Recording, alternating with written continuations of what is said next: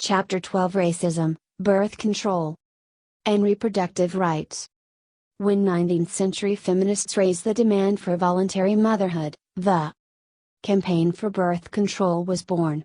Its proponents were called radicals, and they were subjected to the same mockery as had befallen the initial advocates of woman suffrage. Voluntary motherhood was considered audacious, outrageous, and outlandish by those who insisted that wives had no right to refuse to satisfy their husband's sexual urges. Eventually, of course, the right to birth control, like women's right to vote, would be more or less taken for granted by U.S. public opinion. Yet in 1970, a full century later, the call for legal and easily accessible abortions was no less controversial than the issue of voluntary motherhood, which had originally launched the birth control movement in the United States. Birth control, individual choice, safe contraceptive methods, as well as abortions when necessary, is a fundamental prerequisite for the emancipation of women. Since the right of birth control is obviously advantageous to women of all classes and races, it would appear that even vastly dissimilar women's groups would have attempted to unite around this issue. In reality, however, the birth control movement has seldom succeeded in uniting women of different social backgrounds, and rarely have the movement's leaders popularized the genuine concerns of working class women. Moreover, arguments advanced by birth control advocates have sometimes been based on blatantly racist premises. The progressive potential of birth control remains indisputable. But in actuality, the historical record of this movement leaves much to be desired in the realm of challenges to racism and class exploitation. The most important victory of the contemporary birth control movement was won during the early 1970s, when abortions were at last declared legal. Having emerged during the infancy of the new women's liberation movement, the struggle to legalize abortions incorporated all the enthusiasm and the militancy of the young movement. By January 1973, the abortion rights campaign had reached a triumphant culmination. In Roe v. Wade 410 U.S., and Doe v. Bolton 410 U.S., the U.S. Supreme Court ruled that a woman's right to personal privacy implied her right to decide whether or not to have an abortion. The ranks of the abortion rights campaign did not include substantial numbers of women of color. Given the racial composition of the larger women's liberation movement, this was not at all surprising. When questions were raised about the absence of racially oppressed women in both the larger movement and in the abortion rights campaign, two explanations were commonly proposed in the discussions and literature of the period. Women of color were overburdened by their people's fight against racism, and/or they had not yet become conscious of the centrality of sexism. But the real meaning of the almost lily white complexion of the abortion rights campaign was not to be found in an ostensibly myopic or underdeveloped consciousness among women of color. The truth lay buried in the ideological underpinnings of the birth control movement itself. The failure of the abortion rights campaign to conduct a historical self-evaluation led to a dangerously superficial appraisal of Black people's suspicious attitudes toward birth control. In general, granted, when some Black people unhesitatingly equated birth control with genocide, it did appear to be an exaggerated, even paranoid, reaction. Yet white abortion rights activists missed a profound message, for underlying these cries of genocide were important clues about the history of the birth control movement. This movement, for example, had been known to advocate involuntary sterilization, a racist form of mass birth control.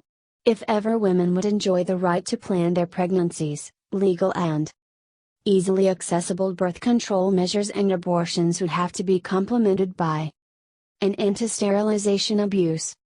As for the abortion rights campaign itself, how could women of color fail to grasp its urgency?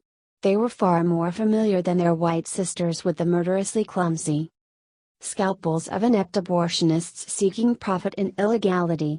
In New York, for instance, during the several years preceding the decriminalization of abortions in that state, some 80% of the deaths caused by illegal abortions involved Black and Puerto Rican women. Immediately afterward, women of color received close to half of all the legal abortions. If the abortion rights campaign of the early 1970s needed to be reminded that women of color wanted desperately to escape the backroom quack abortionists, they should have also realized that these same women were not about to express pro-abortion sentiments. They were in favor of abortion rights, which did not mean that they were proponents of abortion. When Black and Latina women resort to abortions in such large numbers, the stories they tell are not so much about their desire to be free of their pregnancy, but rather about the miserable social conditions which dissuade them from bringing new lives into the world. Black women have been aborting themselves since the earliest days of slavery. Many slave women refused to bring children into a world of interminable forced labor, where chains and floggings and sexual abuse for women were the everyday conditions of life. A doctor practicing in Georgia around the middle of the last century noticed that abortions and miscarriages were far more common among his slave patients than among the white women he treated. According to the physician, either Black women work too hard or, as the planters believe, the Blacks are possessed of a secret by which they destroy the fetus at an early stage of gestation. All country practitioners are aware of the frequent complaints of planters about the unnatural tendency in the African female to destroy her offspring, expressing shock that whole families of women fail to have any children. This doctor never considered how unnatural it was to raise children under the slave system. The previously mentioned episode of Margaret Garnor, a fugitive slave who killed her own daughter and attempted suicide herself when she was captured by slave catchers, is a case in point. She rejoiced that the girl was dead. Now she would never know what a woman suffers as a slave, and pleaded to be tried for murder. I will go singing to the gallows rather than be returned to slavery. Why were self-imposed abortions and reluctant acts of infanticide such common occurrences during slavery? Not because Black women had discovered solutions to their predicament, but rather because they were desperate. Abortions and infanticides were acts of desperation, motivated not by the biological birth process but by the oppressive conditions of slavery. Most of these women, no doubt, would have expressed their deepest resentment had someone hailed their abortions as a stepping stone toward freedom. During the early abortion rights campaign, it was too frequently assumed that legal abortions provided a viable alternative to the myriad problems posed by poverty. As if having fewer children could create more jobs, higher wages, better schools, etc., etc. This assumption reflected the tendency to blur the distinction between abortion rights and the general advocacy of abortions. The campaign often failed to provide a voice for women who wanted the right to legal abortions while deploring the social conditions that prohibited them from bearing more children. The renewed offensive against abortion rights that erupted during the latter half of the 1970s has made it absolutely necessary to focus more sharply on the needs of poor and racially oppressed women. By 1977, the passage of the Hyde Amendment in Congress had mandated the withdrawal of federal funding for abortions, causing many state legislatures to follow suit. Black, Puerto Rican, Chicana and Native American Indian women, together with their impoverished white sisters, were thus effectively divested of the right to legal abortions. Since surgical sterilizations, funded by the Department of Health, Education and Welfare, remained free on demand, more and more poor women have been forced to opt for permanent infertility. What is urgently required is a broad campaign to defend the reproductive rights of all women, and especially those women whose economic circumstances often compel them to relinquish the right to reproduction itself. Women's desire to control their reproductive system is probably as old as human history itself. As early as 1844, the United States Practical Receipt Book contained, among its many recipes for food, household chemicals and medicines, receipts for birth preventive lotions.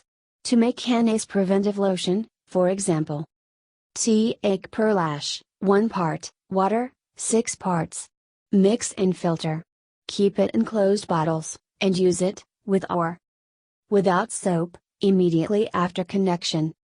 For Abernethy's preventive lotion, T-Ake bichloride of mercury, 25 parts, milk of almonds, 400 parts, alcohol, 100 parts, rose water, 1000 parts.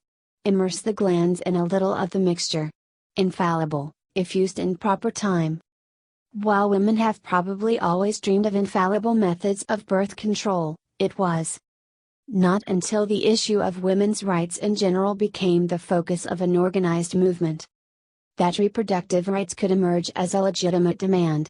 In an essay entitled Marriage, written during the 1850s, Sarah Grimke argued for a right on the part of woman to decide when she shall become a mother, how often and under what circumstances. Alluding to one physician's humorous observation, Grimke agreed that if wives and husbands alternatively gave birth to their children, no family would ever have more than 3, the husband bearing 1 and the wife 2. 8. But, as she insists, the right to decide this matter has been almost wholly denied to woman. Sarah Grimke advocated women's right to sexual abstinence. Around the same time, the well-known emancipated marriage of Lucy Stone and Henry Blackwell took place. These abolitionists and women's rights activists were married in a ceremony that protested women's traditional relinquishment of their rights to their persons, names and property. In agreeing that as husband, he had no right to the custody of the wife's person, Henry Blackwell promised that he would not attempt to impose the dictates of his sexual desires upon his wife. The notion that women could refuse to submit to their husband's sexual demands eventually became the central idea of the call for voluntary motherhood. By the 1870s, when the women's suffrage movement had reached its peak, feminists were publicly advocating voluntary motherhood. In a speech delivered in 1873, Victoria Woodhull claimed that the wife who submits to sexual intercourse against her wishes or desires, virtually commits suicide, while the husband who compels it, commits murder, and ought just as much to be punished for it, as though he strangled her to death for refusing him. Woodhull, of course, was quite notorious as a proponent of free love. Her defense of a woman's right to abstain from sexual intercourse within marriage as a means of controlling her pregnancies was associated with Woodhull's overall attack on the institution of marriage. It was not a coincidence that women's consciousness of their reproductive rights was born within the organized movement for women's political equality. Indeed, if women remained forever burdened by incessant childbirths and frequent miscarriages, they would hardly be able to exercise the political rights they might win. Moreover, women's new dreams of pursuing careers and other paths of self-development outside marriage and motherhood could only be realized if they could limit and plan their pregnancies. In this sense, the slogan voluntary motherhood contained a new and genuinely progressive vision of womanhood. At the same time, however, this vision was rigidly bound to the lifestyle enjoyed by the middle classes and the bourgeoisie. The aspirations underlying the demand for voluntary motherhood did not reflect the conditions of working class women, engaged as they were in a far more fundamental fight for economic survival. Since this first call for birth control was associated with goals which could only be achieved by women possessing material wealth, vast numbers of poor and working class women would find it rather difficult to identify with the embryonic birth control movement. Toward the end of the 19th century, the white birth rate in the United States suffered a significant decline. Since no contraceptive innovations had been publicly introduced, the drop in the birth rate implied that women were substantially curtailing their sexual activity. By 1890, the typical native-born white woman was bearing no more than 4 children. Since U.S. society was becoming increasingly urban, this new birth pattern should not have been a surprise. While farm life demanded large families, they became dysfunctional within the context of city life. Yet this phenomenon was publicly interpreted in a racist and anti-working class fashion by the ideologues of rising monopoly capitalism. Since native-born white women were bearing fewer children, the specter of race suicide was raised in official circles. In 1905, President Theodore Roosevelt concluded his Lincoln Day dinner speech with the proclamation that race purity must be maintained. By 1906, he blatantly equated the falling birth rate among native-born whites with the impending threat of race suicide. In his State of the Union message that year, Roosevelt admonished the well-born white women who engaged in willful sterility, the one sin for which the penalty is national death, race suicide. These comments were made during a period of accelerating racist ideology and of great waves of race riots and lynchings on the domestic scene. Moreover, President Roosevelt himself was attempting to muster support for the U.S. seizure of the Philippines, the country's most recent imperialist venture. How did the birth control movement respond to Roosevelt's accusation that their cause was promoting race suicide? The president's propagandistic ploy was a failure, according to a leading historian of the birth control movement, for, ironically, it led to greater support for its advocates. Yet, as Linda Gordon maintains, this controversy also brought to the forefront those issues that most separated feminists from the working class and the poor. This happened in 2 ways.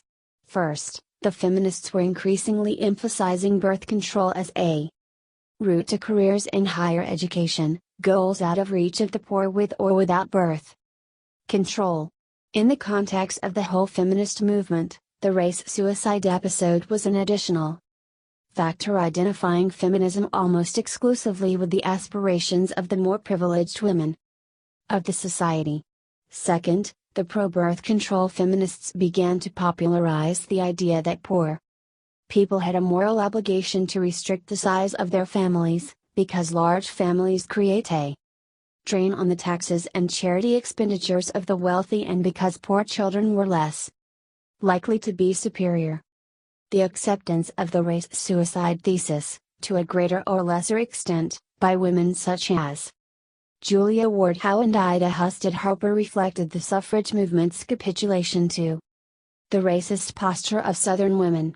If the suffragists acquiesced to arguments invoking the extension of the ballot to women as the saving grace of white supremacy, then birth control advocates either acquiesced to or supported the new arguments invoking birth control as a means of preventing the proliferation of the lower classes and as an antidote to race suicide.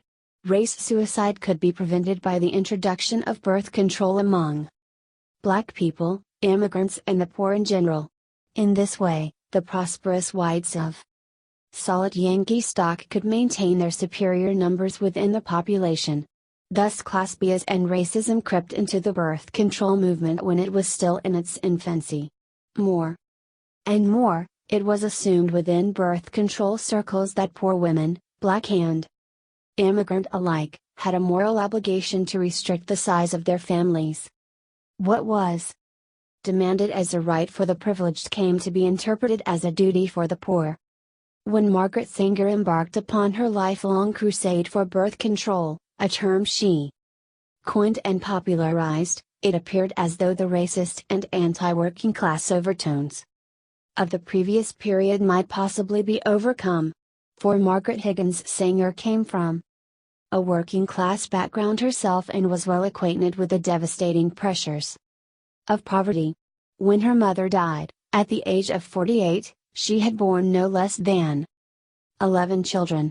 Sanger's later memories of her own family's troubles would confirm her belief that working class women had a special need for the right to plan and space their pregnancies autonomously. Her affiliation, as an adult, with the socialist movement was a further cause for hope that the birth control campaign would move in a more progressive direction. When Margaret Sanger joined the Socialist Party in 1912, she assumed the responsibility of recruiting women from New York's working women's clubs into the party. The Call, the party's paper, carried her articles on the women's page. She wrote a series entitled What Every Mother Should Know, another called What Every Girl Should Know, and she did on-the-spot coverage of strikes involving women. Sanger's familiarity with New York's working-class districts was a result of her numerous visits as a trained nurse to the poor sections of the city. During these visits, she points out in her autobiography, she met countless numbers of women who desperately desired knowledge about birth control. According to Sanger's autobiographical reflections, one of the many visits she made as a nurse to New York's Lower East Side convinced her to undertake a personal crusade for birth control. Answering one of her routine calls, she discovered that 28-year-old Sadie Sachs had attempted to abort herself. Once the crisis had passed, the young woman asked the attending physician to give her advice on birth prevention. As Sanger relates the story, the doctor recommended that she tell her husband, Jake, to sleep on the roof. I glanced quickly to Mrs. Sachs. Even through my sudden tears I could see stamped on her face an expression of absolute despair. We simply looked at each other, saying no word until the door had closed behind the doctor. Then she lifted her thin, blue-veined hands and clasped them beseechingly. He can't understand. He's only a man. But you do, don't you? Please tell me the secret, and I'll never breathe it to a soul. Please. 3 months later Sadie Sachs died from another self-induced abortion. That night, Margaret Sanger says, she vowed to devote all her energy toward the acquisition and dissemination of contraceptive measures. I went to bed, knowing that no matter what it might cost, I was finished with palliatives and superficial cures. I resolved to seek out the root of evil, to do something to change the destiny of mothers whose miseries were as vast as the sky. During the first phase of Sanger's birth control crusade, she maintained her affiliation with the Socialist Party, and the campaign itself was closely associated with the rising militancy of the working class. Her staunch supporters included Eugene Debs, Elizabeth Gurley Flynn and Emma Goldman, who respectively represented the Socialist Party, the International Workers of the World and the anarchist movement. Margaret Sanger, in turn, expressed the anti-capitalist commitment of her own movement within the pages of its journal, Woman Rebel, which was dedicated to the interests of working women. Personally, she continued to march on picket lines with striking workers and publicly condemned the outrageous assaults on striking workers. In 1914, for example, when the National Guard massacred scores of Chicano miners in Ludlow, Colorado, Sanger joined the labor movement in exposing John D. Rockefeller's role in this attack. Unfortunately, the alliance between the birth control campaign and the radical labor movement did not enjoy a long life. While socialists and other working class activists continued to support the demand for birth control, it did not occupy a central place in their overall strategy. And Sanger herself began to underestimate the centrality of capitalist exploitation in her analysis of poverty, arguing that too many children caused workers to fall into their miserable predicament. Moreover, women were inadvertently perpetuating the exploitation of the working class, she believed, by continually flooding the labor market with new workers. Ironically, Sanger may have been encouraged to adopt this position by the neo-Malthusian ideas embraced in some socialist circles. Such outstanding figures of the European socialist movement as Anatole France and Rosa Luxembourg had proposed a birth strike to prevent the continued flow of labor into the capitalist market. When Margaret Sanger severed her ties with the Socialist Party for the purpose of building an independent birth control campaign, she and her followers became more susceptible than ever before to the anti-black and anti-immigrant propaganda of the times. Like their predecessors, who had been deceived by the race suicide propaganda, the advocates of birth control began to embrace the prevailing racist ideology. The fatal influence of the eugenics movement would soon destroy the progressive potential of the birth control campaign.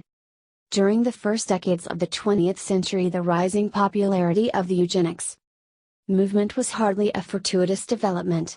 Eugenic ideas were perfectly suited to the ideological needs of the young monopoly capitalists.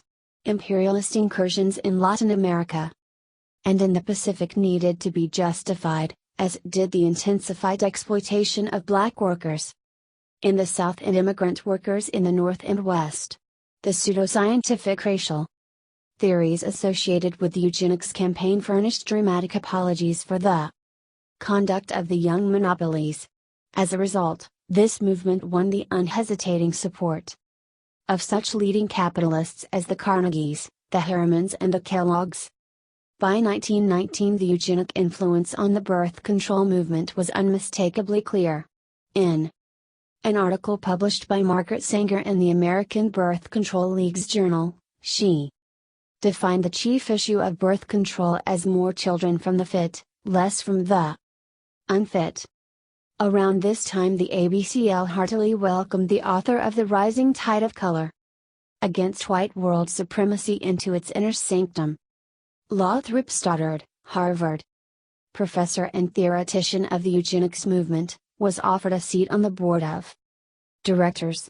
In the pages of the ABCL's journal, articles by Guy Irving Birch, director of the American Eugenics Society, began to appear.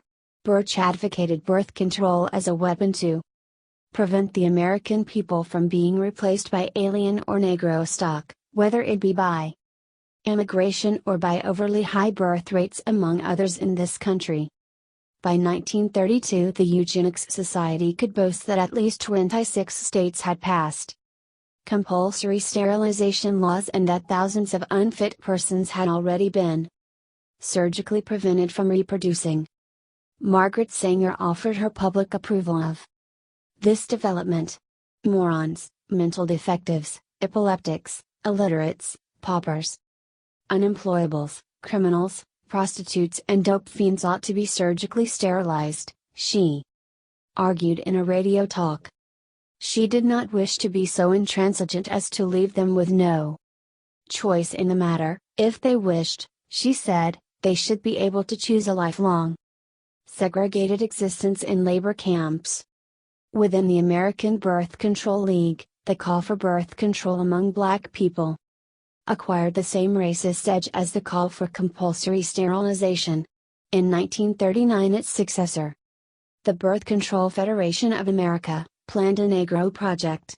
In the Federation's words, "He mass of Negroes, particularly in the South, still breed carelessly and disastrously, with the result that the increase among Negroes, even more than among whites, is from that portion of the population least fit, and least able to rear children properly." Calling for the recruitment of black ministers to lead local birth control committees, the Federation's proposal suggested that black people should be rendered as vulnerable as possible to their birth control propaganda. "We do not want word to get out," wrote Margaret Sanger in a letter to a colleague, "that we want to exterminate the Negro population, and the minister is the man who can straighten out that idea if it ever occurs to any of their more rebellious members."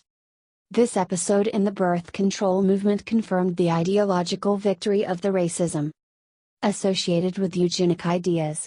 It had been robbed of its progressive potential, advocating for people of color not the individual right to birth control, but rather the racist strategy of population control. The birth control campaign would be called upon to serve in an essential capacity in the execution of the U.S. government's imperialist and racist population policy. The abortion rights activists of the early 1970s should have examined the history of their movement. Had they done so, they might have understood why so many of their black sisters adopted a posture of suspicion toward their cause. They might have understood how important it was to undo the racist deeds of their predecessors, who had advocated birth control as well as compulsory sterilization as a means of eliminating the unfit sectors of the population. Consequently, the young white feminists might have been more receptive to the suggestion that their campaign for abortion rights include a vigorous condemnation of sterilization abuse, which had become more widespread than ever. It was not until the media decided that the casual sterilization of 2 black girls in Montgomery, Alabama, was a scandal worth reporting that the Pandora's box of sterilization abuse was finally flung open.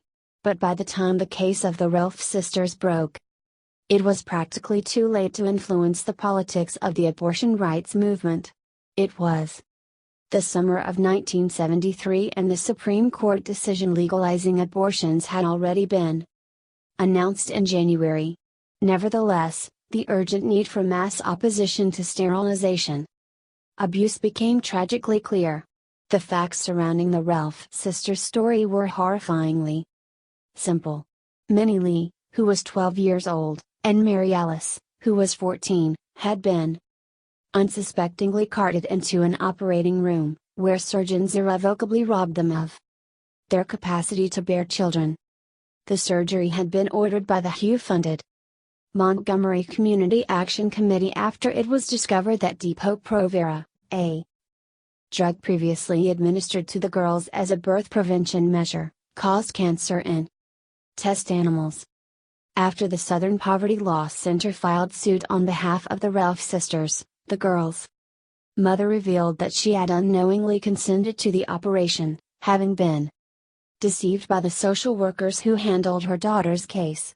They had asked Mrs. Relf, who was unable to read, to put her X on a document, the contents of which were not described to her. She assumed, she said, that it authorized the continued Depo-Provera injections. As she subsequently learned, she had authorized the surgical sterilization of her daughters. In the aftermath of the publicity exposing the Relf sisters' case, similar episodes were brought to light. In Montgomery alone, 11 girls, also in their teens, had been similarly sterilized.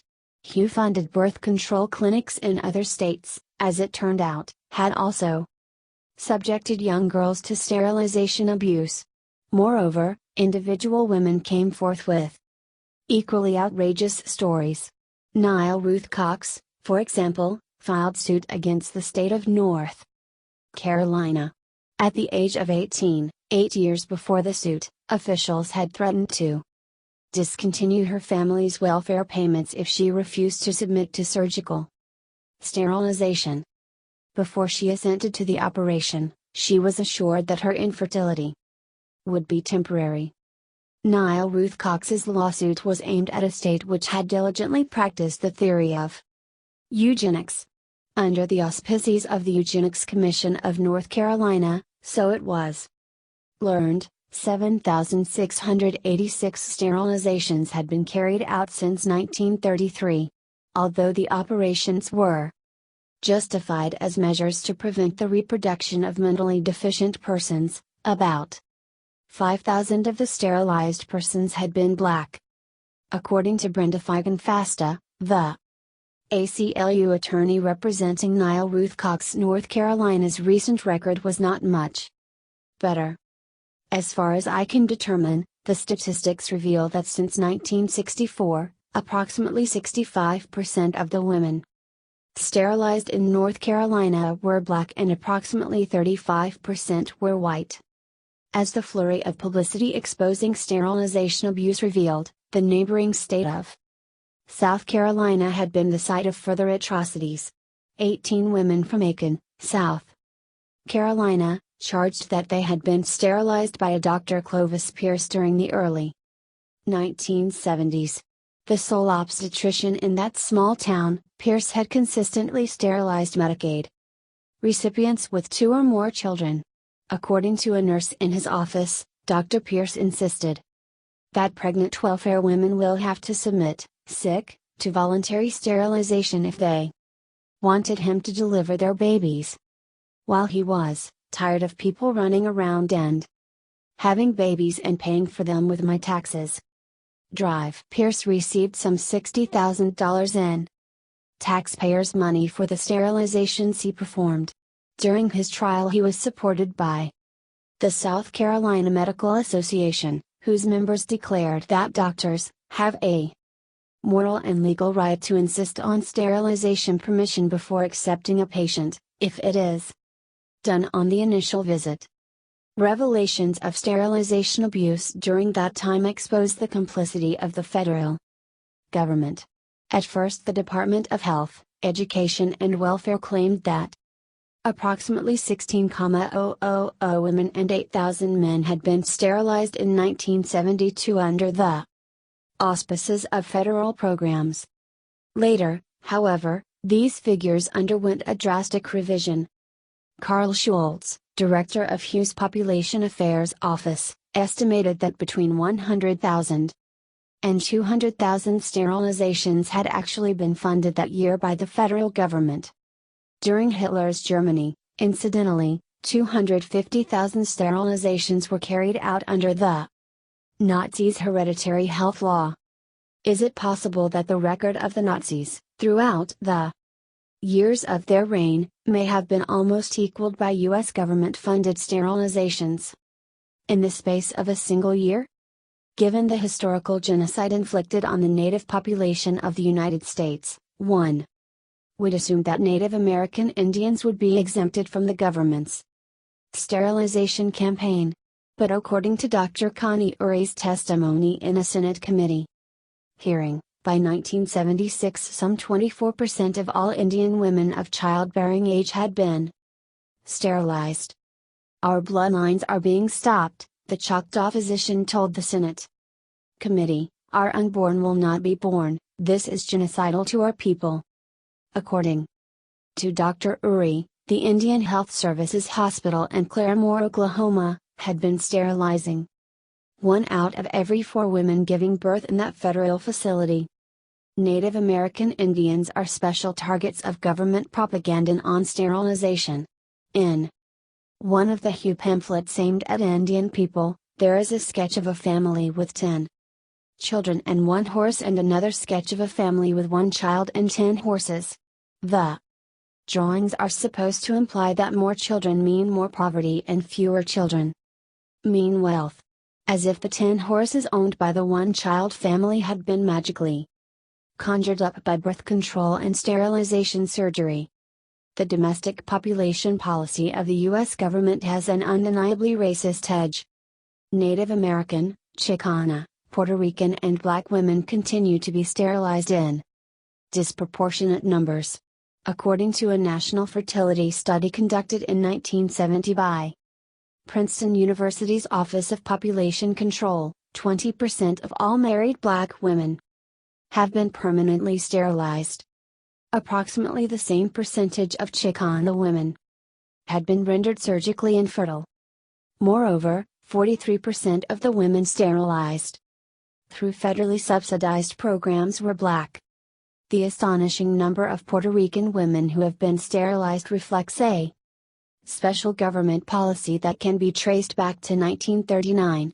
In that year, President Roosevelt's Interdepartmental Committee on Puerto Rico issued a statement attributing the island's economic problems to the phenomenon of overpopulation.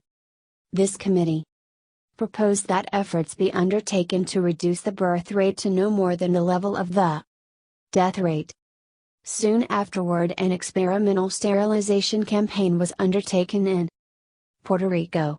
Although the Catholic Church initially opposed this experiment and forced the cessation of the program in 1946, it was converted during the early 1950s to the teachings and practice of population control. In this period, over 150 birth control clinics were opened, resulting in a 20% decline in population growth by the mid-1960s. By the 1970s, over 35% of all Puerto Rican women of childbearing age had been surgically sterilized. According to Bonnie Mass, a serious critic of the U.S. government's population policy. If purely mathematical projections are to be taken seriously, if the present rate of sterilization of 19,000 monthly were to continue, then the island's population of workers and peasants could be extinguished within the next 10 or 20 years, establishing, for the first time in world history, a systematic use of population control capable of eliminating an entire generation of people. During the 1970s, the devastating implications of the Puerto Rican experiment began to emerge with unmistakable clarity. In Puerto Rico, the presence of corporations in the highly automated metallurgical and pharmaceutical industries had exacerbated the problem of unemployment. The prospect of an ever larger army of unemployed workers was one of the main incentives for the mass sterilization program. Inside the United States today, enormous numbers of people of color, and especially racially oppressed youth, have become part of a pool of permanently unemployed workers. It is hardly coincidental, considering the Puerto Rican example, that the increasing incidence of sterilization has kept pace with the high rates of unemployment. As growing numbers of white people suffer the brutal consequences of unemployment, they could also expect to become targets of the official sterilization propaganda. The prevalence of sterilization abuse during the latter 1970s may be greater than ever before. Although the Department of Health, Education and Welfare issued guidelines in 1974, which were ostensibly designed to prevent involuntary sterilizations, the situation has nonetheless deteriorated. When the American Civil Liberties Union's Reproductive Freedom Project conducted a survey of teaching hospitals in 1975, they discovered that 40% of those institutions were not even aware of the regulations issued by WHO. Only 30% of the hospitals examined by the ACLU were even attempting to comply with the guidelines. The 1977 Hyde Amendment has added yet another dimension to coercive sterilization practices. As a result of this law passed by Congress, federal funds for abortions were eliminated in all cases but those involving rape and the risk of death or severe illness. According to Sandra Salazar of the California Department of Public Health, the first victim of the Hyde Amendment was a 27-year-old Chicana woman from Texas. She died as a result of an illegal abortion in Mexico shortly after Texas discontinued government-funded abortions. There have been many more victims, women for whom sterilization has become the only alternative to the abortions, which are currently beyond their reach. Sterilizations continue to be federally funded and free, to poor women, on demand. Over the last decade, the struggle against sterilization abuse has been waged primarily by Puerto Rican, Black, Chicana and Native American women.